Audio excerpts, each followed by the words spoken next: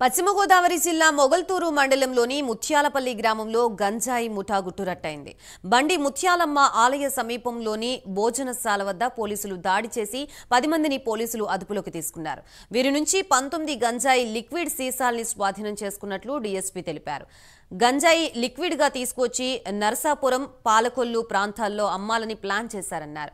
శివారు ప్రాంతంలో గంజాయి అమ్మితే ఎవరికీ అనుమానం రాదని ముత్యాలపల్లి గ్రామాన్ని ఎంచుకున్నారని డీఎస్పీ తెలిపారు.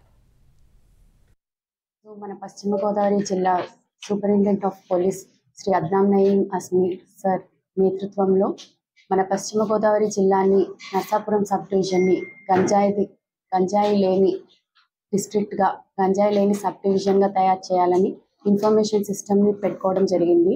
ఆ ఇన్ఫర్మేషన్ సిస్టమ్ తోటి మాకు వచ్చిన ఖచ్చితమైన సమాచారం మేరకు నిన్న 9th మధ్యాహ్నం 1:30 సమయంలో మాకు ఇన్ఫర్మేషన్ వచ్చింది. ఇలా కొంతమంది గంజాయిని సేకరిస్తున్నారు అన్న ఇన్ఫర్మేషన్ తోటి ఎస్ఐ మన sub inspector Mogalthur sub inspector గారి నేతృత్వంలో ఒక టీం ఫామ్ అయ్యి ముత్యాలమ్మ తల్లి టెంపుల్ దగ్గరికి వెళ్ళి చెక్ చేయగా అక్కడ ఒక 10 మంది చుట్టూ మూగి వాళ్ళ దగ్గర చెక్ చేయగా 2 పాలిథిన్ ప్యాకెట్స్లో చిన్న చిన్న బాటిల్స్లో లిక్విడ్ గాంజా అన్నది కనిపించింది.